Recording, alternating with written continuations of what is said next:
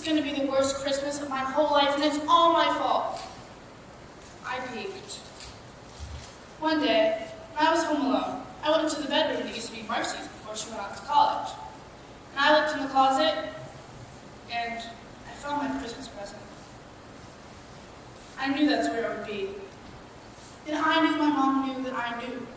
And that's the worst part. She trusted me not to peek, but I peeked anyway. I hate myself. There's just one thing I wanted for Christmas this year. A panda. A big black and white panda bear that I saw in the window of the Arthur Bird toy store, way back in August. I don't collect teddy bears or anything. There was something about this panda that made me want him. I took my mom down to show her, but when she looked at the price tag, she said it was pretty expensive for a bear. And I said, maybe Santa Claus will get it for me. And she said, we'll see. I know who Santa Claus really is, but it's fun to pretend I don't. My mom knows I know, but I think she likes pretending too. Some years I say I want something, and then I change my mind and want something else. But this year, I never changed my mind. I wanted that panda the minute I saw him. And I still wanted him when it was time to write my Christmas list and take it to the fridge. I still want him now, too, only it's not the same knowing when I'm going to get him. How am I ever going to pretend to be surprised? Maybe I should practice to make sure I know what I'm going to say. Oh wow, it's the panda bear! Hooray, hooray, I got my panda. I wonder if that sounds too fakey. I don't want to overdo it, or they'll know I peeked. What a dope I am. I know just what's going to happen, and I can't stand it. Everyone will be looking at me, their eyes shining and loving because they know I'm going to be happy with my gift. And they'll watch me take off the ribbon and unwrap the wrapping paper and open the box. And they'll be excited and laughing. And I'll have to pretend that I'm surprised. I can't do it. They'll know. And if they know, it will ruin the Christmas fun forever. Christmas won't ever be the same again, because they'll always be wondering if I'm just pretending or if I'm actually surprised. I can't let that happen. I just can't. Every day, from now until Christmas, I'll practice being surprised. And when the time comes, I'll put on the best show in the world. And I'll hug everyone and dance around with my panda. And I won't ever peek at my Christmas presents again.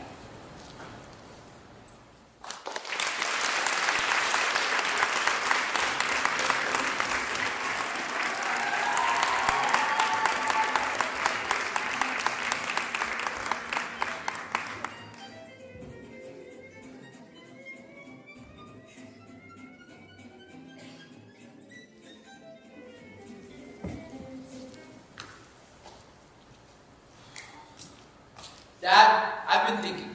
Tomorrow, after we get my driver's license, why don't we stop and look at cars? There's a few car lots to the license place, and it wouldn't be any trouble if... No, he won't buy that. Dad, I know how excited you are about me getting my driver's license, so just think about how excited you'll be when I get my own car. Yeah, that'll never work.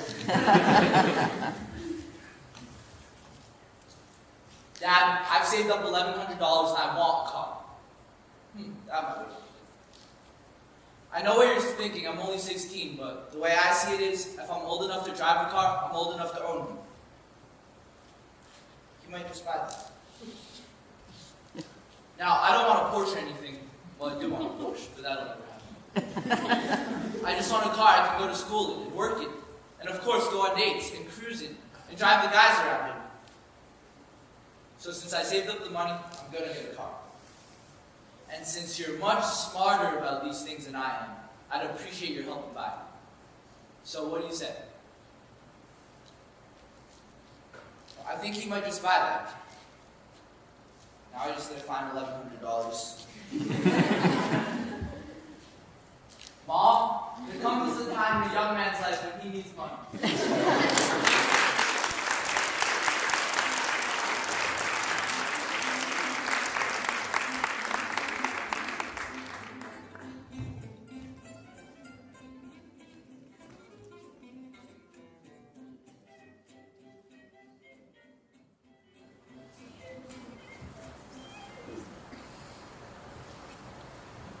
never seen the snow.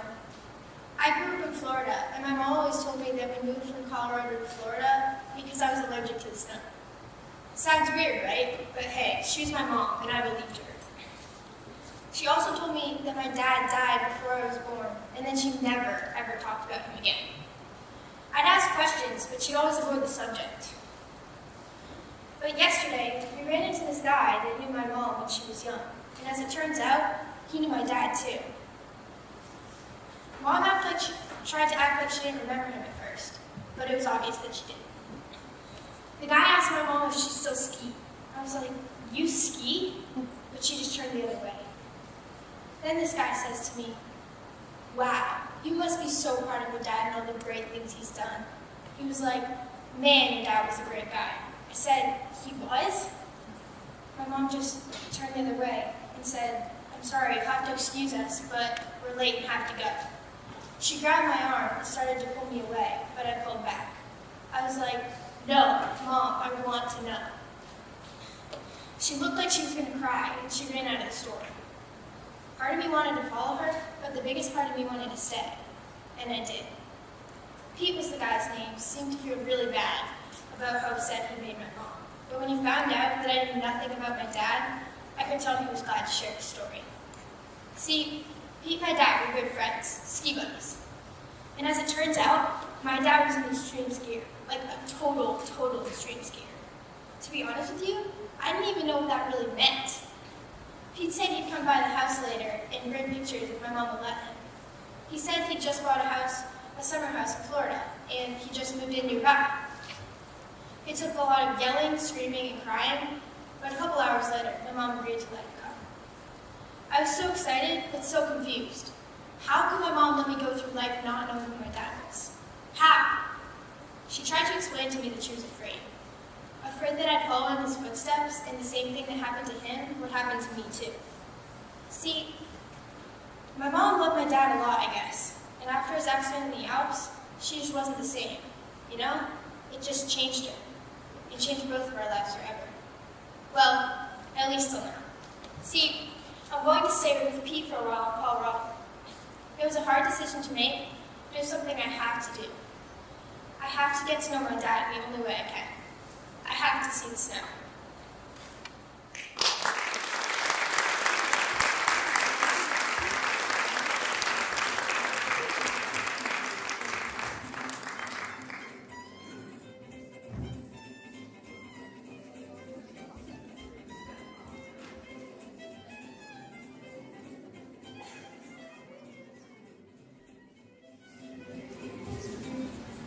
Well, here I am, applying for a very first job.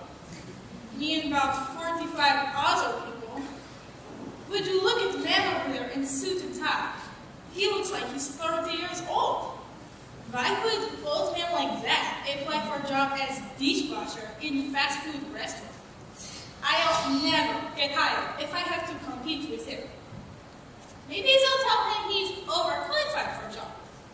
They sure won't tell me that.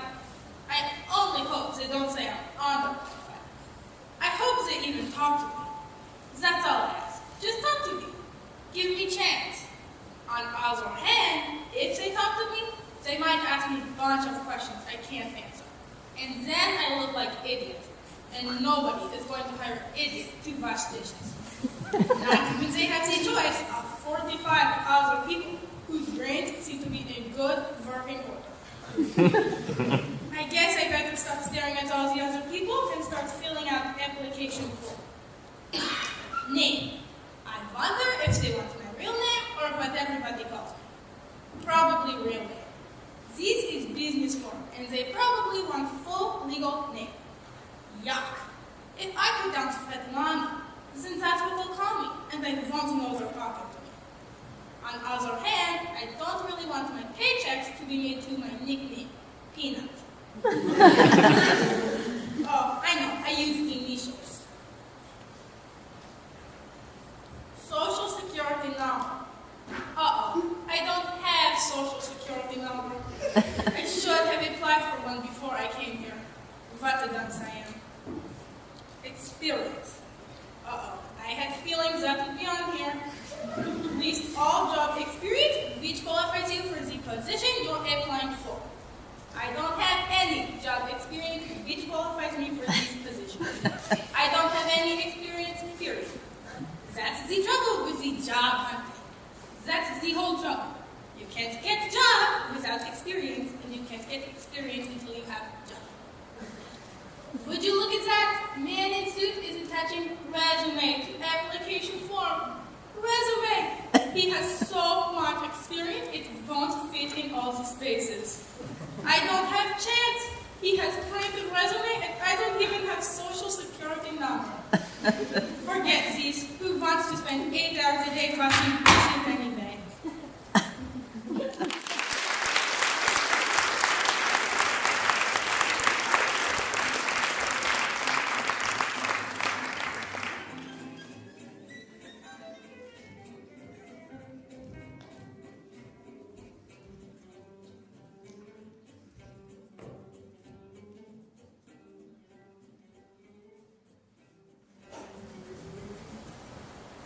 I'm presenting with a psychologist, referred as the awkward stage.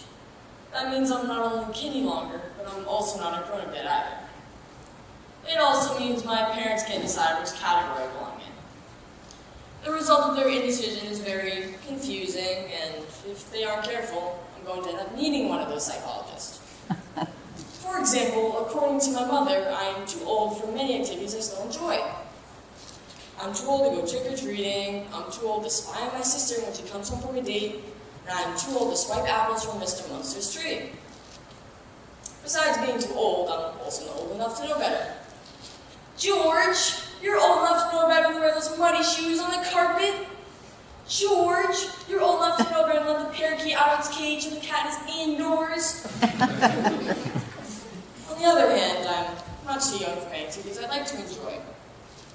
For example, according to my parents, I'm too young to attend an unchaperoned party, I'm too young to go downtown shopping alone, and I'm too young to attend a movie that's rated PG unless my mother has read a review of it.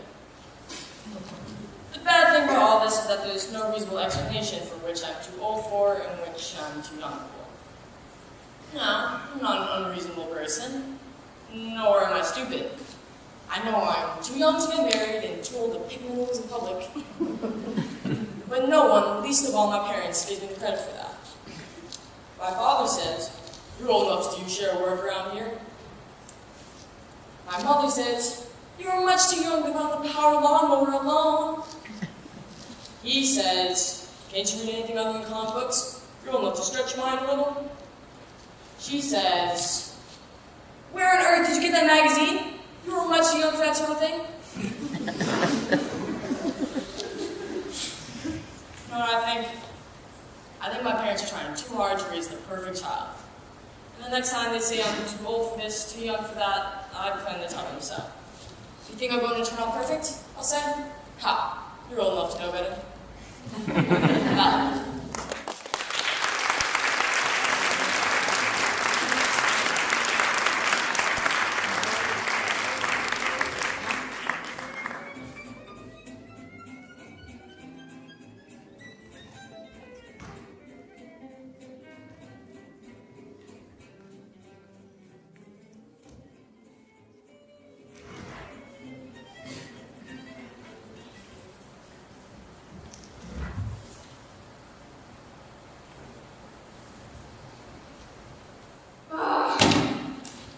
You know something, Doug?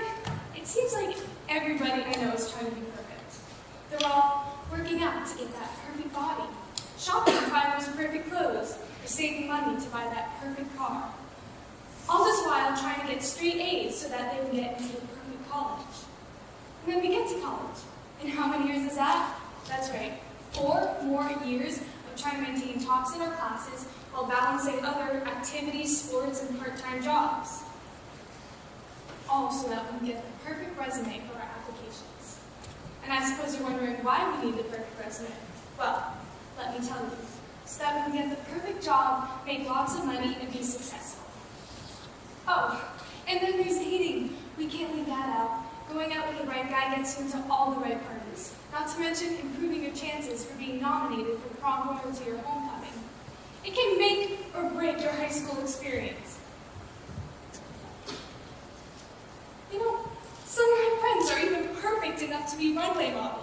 You know, the ones who suck in their cheeks and prance down the runway with their eye-disdain little people looks on their faces.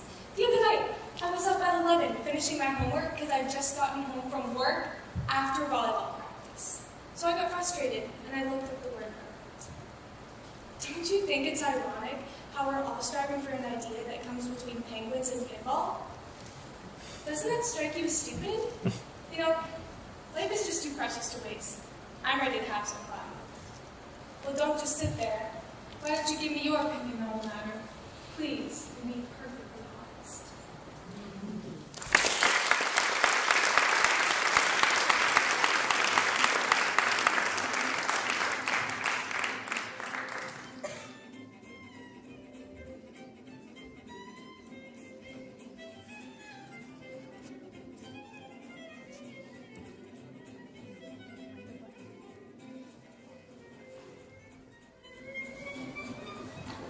I had to go to a family birthday dinner for Grandpa Thatcher. The important word here is had. I tried every excuse known to the modern world to avoid going to this dinner. But my mother insisted. Besides, it would be good to see the family. And Grandpa Thatcher won't always be around. Same old though true. Actually, Grandpa Thatcher might outlive us all. But the bottom line is, I went to this party. As always, aunts were astounded at how much I'd grown and all of that jazz. There's always at least one uncle asking if I'm married yet. Pure comedy. Naturally, the old people congregated together. Men in the den, women in the kitchen, brats in the yard, leaving me and the cousins my age nowhere place to stay. All my cousins are so young. Well, all except for George. He's more mature than others. And he just got his driver's license. But once again, my mother won't let me go for a ride with him. She is convinced all teenage drivers are a complete menace to our society. So, there we were, our in-between generation, left sitting around trying to be cool, wishing we were someplace else, any place else. Then, Grandma Thatcher asked us to go in the yard to supervise the grass in a volleyball game, and we even joined in a little bit, just to show them who's boss. He was getting pretty competitive once Joe spiked the ball off Cousin John's head, and he got really angry. But just as it was getting really fun, Grandma called us in to come in, get cleaned up, and eat. But what really made me excited that I was at this party was when Grandpa Thatcher went to blow out his candies. His false teeth flew out, and he started eating the cake before he could. This horrified the older folks, but delighted the younger ones. But I learned that's the way to top off a party.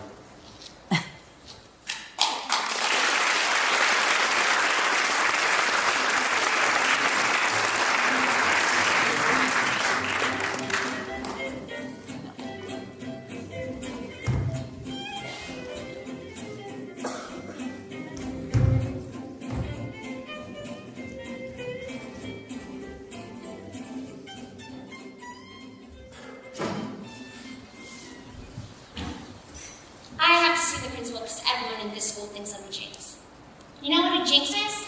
It's a witch's voodoo curse. Every time we play football, or baseball, or kickball, I'm always on the team that loses. So they switch me. Then that team loses. I was in right field. The ball was coming straight at me. And I passed out. It was 100 degrees. Has anyone ever heard of sunstroke? Oh, so I was standing in line last Saturday afternoon for one of those Lord of the Rings sequels, and the guy in front of me starts patting his pockets like this. I heard him say he lost $10. I've lost my money. I lost my money, he says. He says it must have fallen out of his pocket. And he looks right at me. So I look right back and smile, with my hands open, you know. He just shakes his head like he knew I took it. What's that about? I'm not bad luck, and I didn't take his $10. I really didn't. And I didn't cause him to lose it either. But I felt like I did. Sometimes I jinx myself. I say the wrong thing at the wrong time. That's the worst. This one boy, let's call him John to protect his innocence. Well, John asked me to this dance. And no big deal, but he's kind of cute. And he's really good in with Mr. Baldwin, the math teacher, and he's in the 100% club. Anyway, so we're in the hallway by the lockers, and he asked me. I'm not exactly sure what I said, but I think it was along the lines of, who, go dance with me? I mean, I couldn't even speak. He just looks at me and knows I'm far from gifted and talented. I never got to go to that dance. In last period, Ricky Jensen pulled up the "I have diarrhea, may I please leave" sign up to the teacher. He's just trying to mess with the sub, but somehow it ends up on my desk. How did that happen? So the teacher walks over. The joke's over. So, of course, I stand up and start screaming, "I don't have diarrhea! Does it look like I have diarrhea? Ricky Jensen has diarrhea, not me!" So here I am waiting for my punishment. I just want to get this thing over so I can move on, you know? Geez, I hope this jinx thing doesn't follow me my whole life. One of these days, I'm going to be the luckiest person in the world. Like this morning, on the way to school. A school ran right past our car, and he made it. We didn't kill it. That's pretty lucky, don't you think? But until then, you might not want to sit so close to me.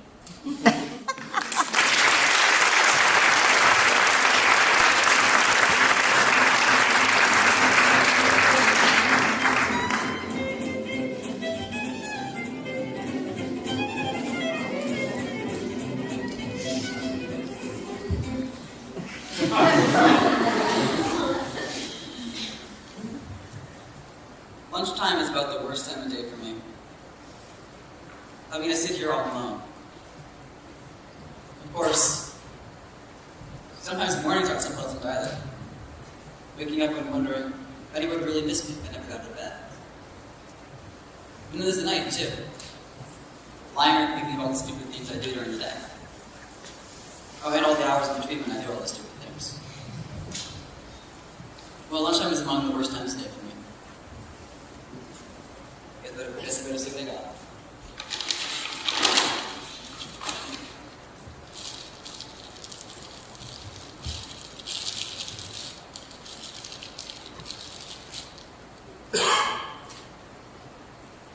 Peanut butter.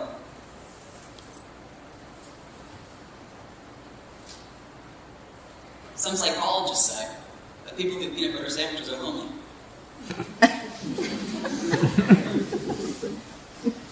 I guess they're right. If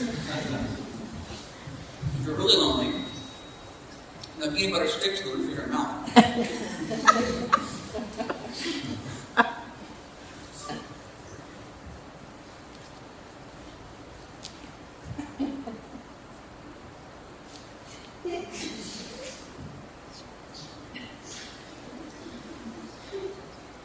Boy, the PTA sure did do a good job of painting these benches.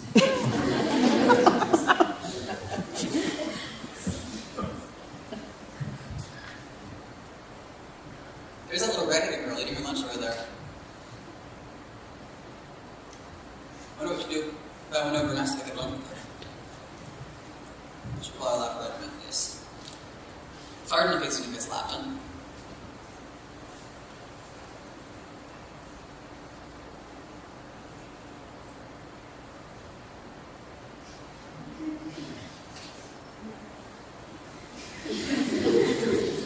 There's an empty spot next to her on the bench. I could go have lunch with her. All I have to do is stand up. I'm standing up. No, I'm sitting down. I'm a coward. I'm sure cowards shouldn't think of looking at me. I can hardly remember her ever looking at me. Why should she look? Is there a reason in the world why she should look at me? She's so great and am I so small? She couldn't spare one little moment. She's looking at me. She's looking at me.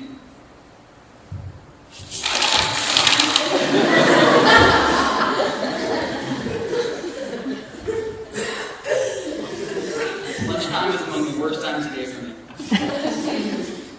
That little red-headed girl is sitting there looking with this paper bag over my head. She must think I'm the greatest girl alive. Then again, if she isn't looking at me, I could take it off. And she would never know the difference. On the other hand, it will never happen when she was looking at me and never took it off. Then again, if I never took it off, I never have to know if she was looking or not. The other kind is very hard to breathe in here.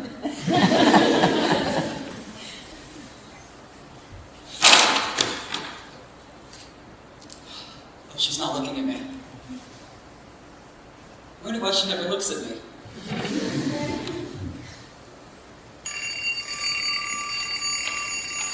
Well, it's been a rush hour over with. 2,863 to go.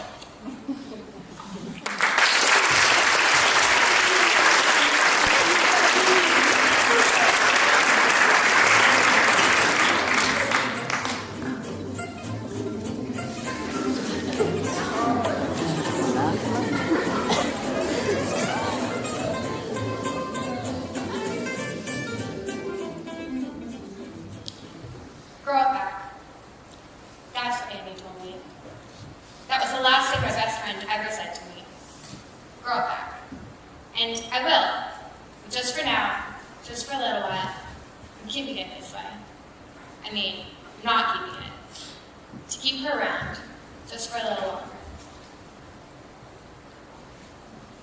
Annie and I did everything together. First bra, first crush, first time shaving our legs. And when I got my first glasses, horrible things, with big, thick lenses. Annie went to Walmart, picked out a pair just like mine. Then she poked out the lenses so she could see. She wore those glasses every day. We were in the lunchroom when she told me. Annie and I ate lunch together every day. Every day it was the same thing. Rush to the line, get to the table, set down my tray. And tell Annie about my morning. And listen about hers. And feel better because she was there. Only that day was different. The day she told me she had cancer. For a minute, the whole world went out of focus. The noise, the kids, the stupid tater tots that somebody had spilled on the floor. Everything rushed together and got blurry, and washed over me like waves in the ocean. And for a minute, I thought I was going to drown, and Annie wouldn't be there to save me. Then it all went back into place, except nothing ever really went back to the way it was. I hated watching her go through all the cancer stuff. Every other bad thing that had ever happened to us, the time she had to put her dog to sleep, algebra, we went through it together. But the pain and the chemo, she had to go through that alone. So that's why I did it. That's why I shaved my head. Annie told me in the hospital that she wasn't going to wear a wig or hat or anything. People would have to take me the way I am, bald as a plucked chicken. That's what she said, and that's how it was. I couldn't wait for her first day back. I rushed to the lunch line, got to the table, sat down my tray, and pulled off my scarf. And there we were, two plucked chickens, together. Grow up back. That's what Annie told me on her last day. Her last hour, when all that was left of her was her spirit. And I will. But just for now, just for a little while, I'm keeping it this way.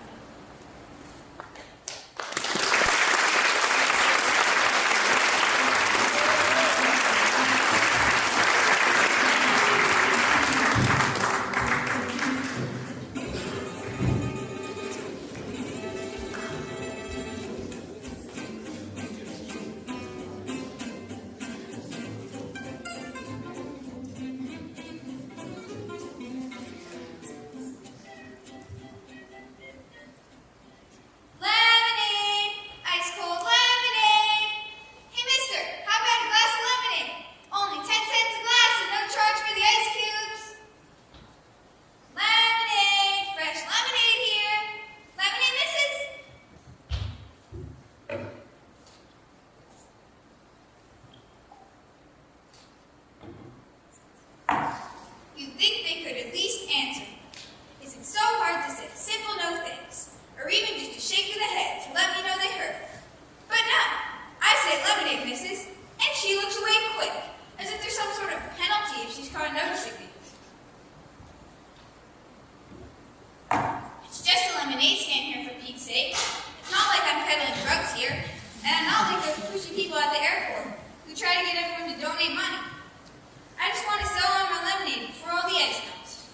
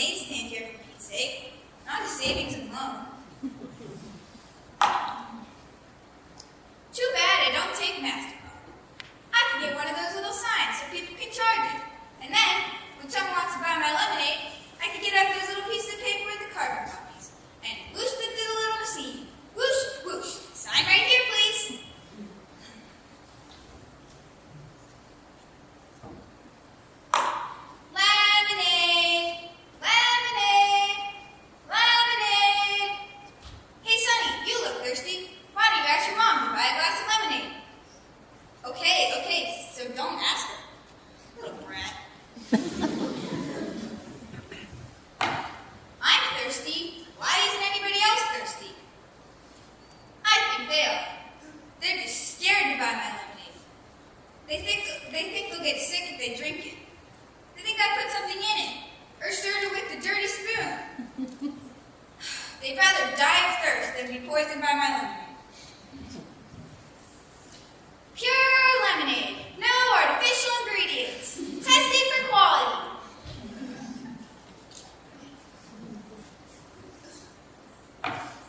What I need is a gimmick. Let them think they're getting a bargain.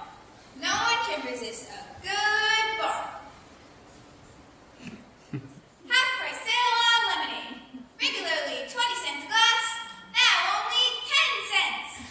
That's right, folks. Just 1 thin dime while the supply lasts. Get 2 glasses for the price of 1. Bring a friend. Get both glasses for just 20 cents.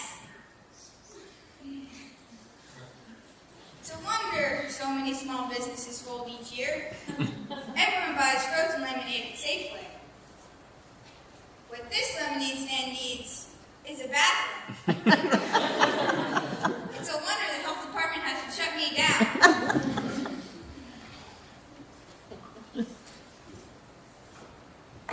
Lemonade! Last chance to buy one and get one free. All this yelling sure is hard on the throat.